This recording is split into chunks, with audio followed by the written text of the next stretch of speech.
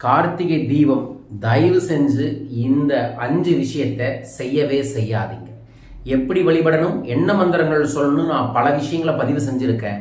ஆனால் செய்யக்கூடாத விஷயங்களை இந்த பதிவில் உங்களுக்காக பதிவு செய்கிறேன். மறந்தும் இதை செஞ்சிடாதீங்க, மறக்காமல் நோட் பண்ணிக்கங்க. பல இடங்களில் தேடி தேடி பார்த்துருப்பீங்க எப்படி வழிபாடுகளை செய்யணும்னு. நிறைய பேருக்கு இந்த வழிபாடு எப்படி செய்யணும்னு தெரியும் ஆல்ரெடி. இருந்தாலும் செய்யக்கூடாத விஷயங்களை சொல்கிறேன்.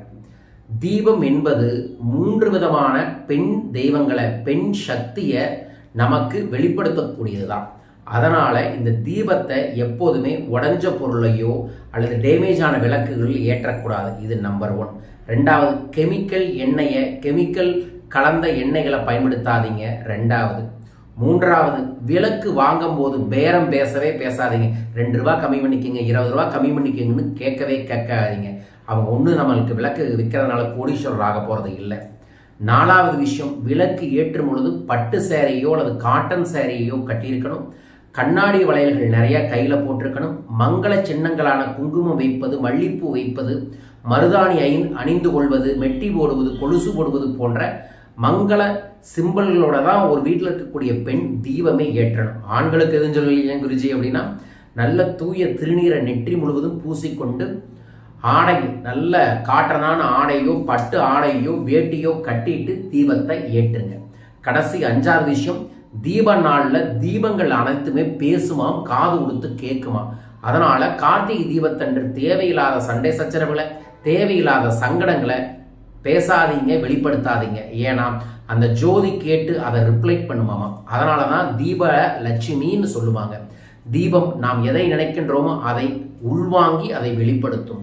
இந்த கார்த்திகை தீபத்தன்று 27 விளக்குகள் கண்டிப்பாக உங்கள் பூஜை ரூமில் ஏற்றி உங்களோட வேண்டுதலை அவங்ககிட்ட சொல்லுங்க. அந்த வேண்டுதலை பிரபஞ்ச பேராற்றலில் கொண்டு போய் அந்த தீப ஒளி சேர்ற்றும். அதன் மூலமாக நமக்கு நன்மைகள் கிடைக்கும். அருட்பெரும் ஜோதி, அருட்பெரும் ஜோதி, தனிப்பெரும் கருணை, அருட்பெரும் ஜோதி என்கின்ற மந்திரத்தை இந்த ஜோதி என்று கார்த்திகை தீபத்தன்று 27 முறையாவது மனமாற ஜபம் செய்யுங்கள். உங்களை நேசியுங்கள், தீபத்தை நேசியுங்கள். எப்படி ஒரு தீபம் ஏற்றுனா வெளியில் இருக்கக்கூடிய இருள் விலகுமோ, அதே மாதிரி தான் தீபத்தை ஏற்றி மனதார நீங்கள் நினைத்து கொள்ளும் போது உங்கள் அகத்தில் அருள் பிரகாசிக்கும். அந்த அருள் பிரகாசிக்கும் போது உங்களுக்கு அன்பு, ஆனந்தம், செல்வ செழிப்பின அத்தனையுமே கிடைக்கும். இந்த கார்த்திகை தீபத்திற்கு நினைத்தாலே முக்தி தரும் உண்ணாமலை அம்மாவை மனதார நினைச்சிட்டு என்ன வேண்டுதல் வைக்க போறீங்க, அந்த வேண்டுதலை கமெண்ட் பாக்ஸில் மென்ஷன் பண்ணிட்டு மறக்காம பெல் பட்டனை பிரஸ் பண்ணி சப்ஸ்கிரைப் பண்ணுங்க. இந்த கார்த்திகை தீபம் நம் அனைவருக்குமே பிரகாசமான செல்வ செழிப்பை வாரி வாரி அள்ளி அள்ளி வழங்கட்டும். அனைவருக்கும் கார்த்திகை தீப திருநாள் நல்வாழ்த்துக்கள். வரும் சனிக்கிழமை சிறப்பு தன ஆகர்ஷண சத்யநாராயண பூஜையை சென்னையில் ஏற்பாடு பண்ணியிருக்கோம். இந்த பூஜையில் பதிவு செய்கிறவங்களுக்கு பச்சை நிற தன ஆகர்ஷண எந்திர விளக்க பிரசாதமாக அனுப்ப இருக்கின்றோம். உங்கள் பேரையும் கீழக்கக்கூடிய தொலைபேசி எண்களில் சங்கல்பத்திற்கு பதிவு செய்யுங்க. ஞாயிற்றுக்கிழமை பிஸ்னஸ் மந்த்ரா என்கின்ற பிஸ்னஸ் பீப்புளுக்கான எக்ஸ்க்ளூசிவான ஒரு ஸ்பெஷல் ஒர்க் ஷாப்பை ஏற்பாடு பண்ணியிருக்கோம். இந்த பயிற்சியில் யார் ஒருவர் பிஸ்னஸில் இருக்கிறவங்களோ வேலையில் இருக்கிறவங்களோ வருவதன் மூலமாக அவங்க வாழ்க்கையில் கோடி ரூபாயை ஒரு வருஷத்துக்குள்ள சம்பாதிக்கணும்னா என்ன பண்ணணும்னு தெரிஞ்சுக்க முடியும். வியாபார கடனை சரி செய்து கொள்ள முடியும். வியாபார தடையை சரி செய்து கொள்ள முடியும். வியாபார போட்டியில் வெற்றி பெற முடியும்.